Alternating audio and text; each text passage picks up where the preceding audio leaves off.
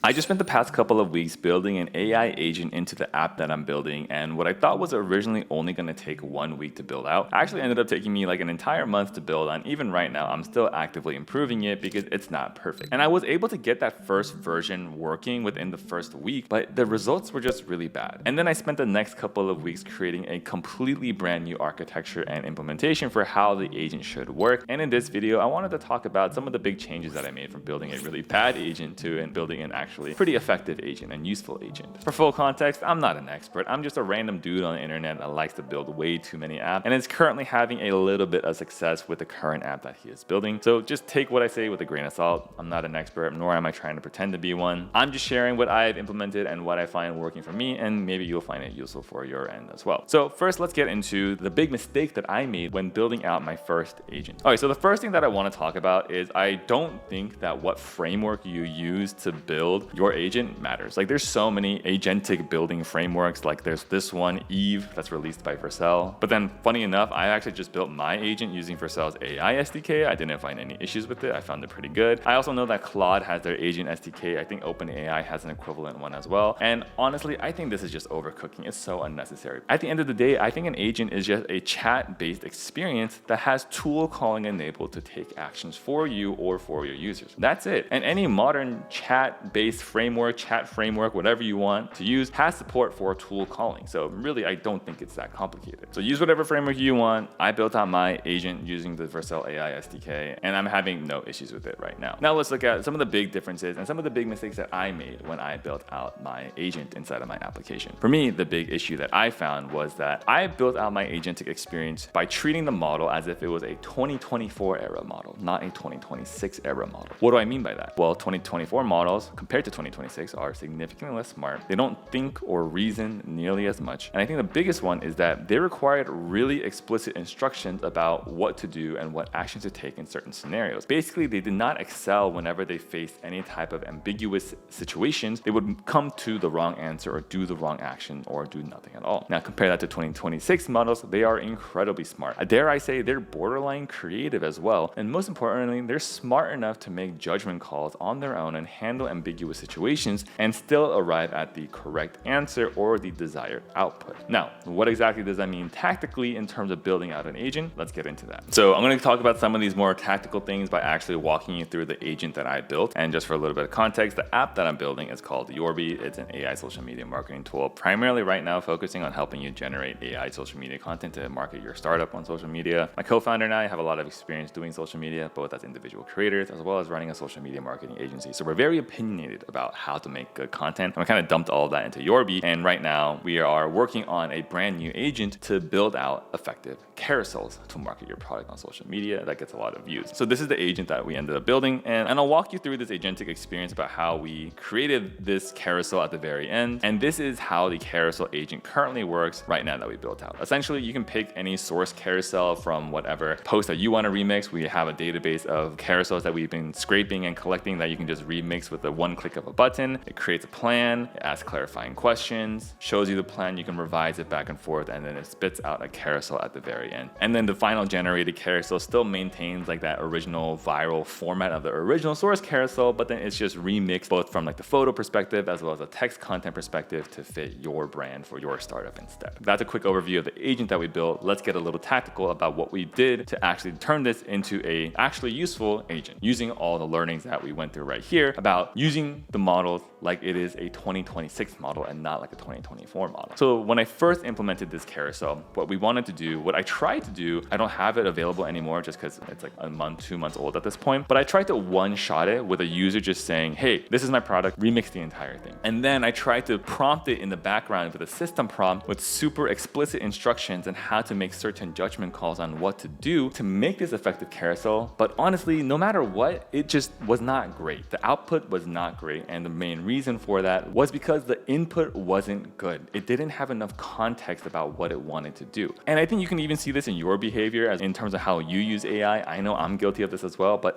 people chronically under prompt whatever they want their models to do. They don't give enough information because humans are lazy. So then a big change that I made in this agent experience to yield better outputs is really emphasize on input gathering, context gathering. So how do we do that? Well, we have this plan mode. You see see all the tools like Cursor, Codex, Claude, all the AI coding tools have a plan mode that users can then review the plan and add more text input and more feedback about what they want changed. We also have like Ask Clarifying Questions tool. I think this is the greatest tool that has ever been created. I believe Claude first created it with Claude Code, and it's incredible. And this is basically invoked whenever the LLM has any ambiguity or doesn't have full confidence on certain pieces of information or in certain context, and it prompts the user to provide more context until that model builds up more confidence to take that action on behalf of that user. And then you can see we have this tool right here as well, Carousel Context Ready. This is a tool that actually does like fetches the original source carousel, analyzes all of the photos there and all of the text there, and then it also looks into the user's reference photos that it has generated to see, hey, are there any relevant photos that we can use from the user's photo library to actually create this remix prompt or this remix carousel. And actually, if you look over in the actual code for this and you look at all the tools that we have, you can see so much of this is really just about showing the user information, getting feedback from the user, and then iterating back and forth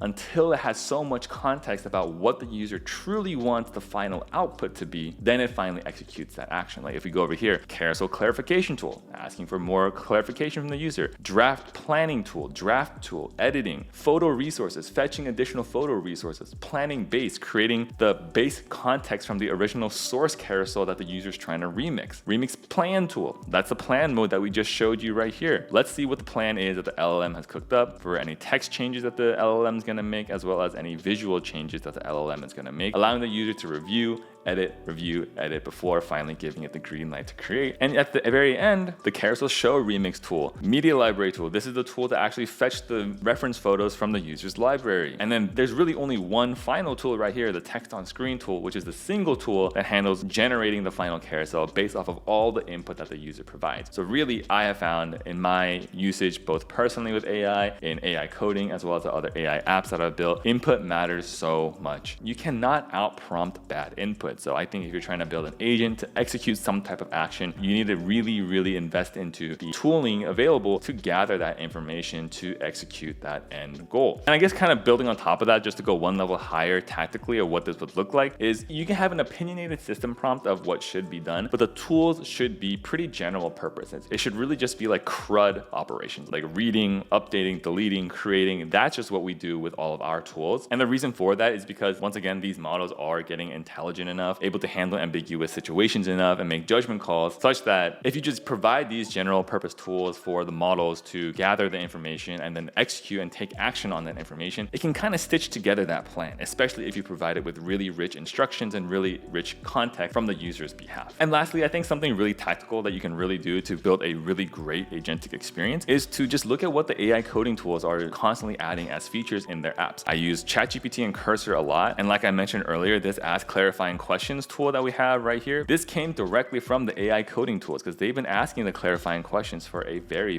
long time. And I think moving forward, always like these AI coding tools, they're always going to be the bleeding edge of what is possible, of what can be done with agents. So really, when you're building an agentic experience, you can just rip features and copy features from these existing AI code editors and coding agents. There's no need for you to reinvent the wheel because you can already see what's working from the bigger labs and just import it into your app or your own agents that you're building out. So as a quick summary, the changes that I made to make a pretty effective agent are: number one, not caring about what agent framework to use whatever you want. Agents are really simple. It's just a chat-based experience with tool calling available to it. You can do that in any framework. Number two, the models are really smart, so you just need to provide general purpose tools that let the model read data, update data, and create stuff. And I think the vast majority of your workload, like 80% of the work that the agent should be doing and that you should be investing into the user experience of, is gathering information and gathering context from to provide it with really high quality input to execute whatever output that it's trying to generate. Because I personally believe that you cannot out-prompt really bad input data. So the input data that's going in is really important, and the input data that you put in is going to overwhelmingly influence the quality of the output that the agent is going to have. It's a quick little video about how I think you should build an effective agent in 2026. Let me know if you have any questions in the comments down below. I'm going to try to respond to as many of them as I can, especially in the first couple of days. Do you agree with me? Do you disagree with me? Do you think I'm stupid? Do you think I'm a trash developer? Let me know in the comments down below. That's all I got for today. I'll see you in the next one. See you.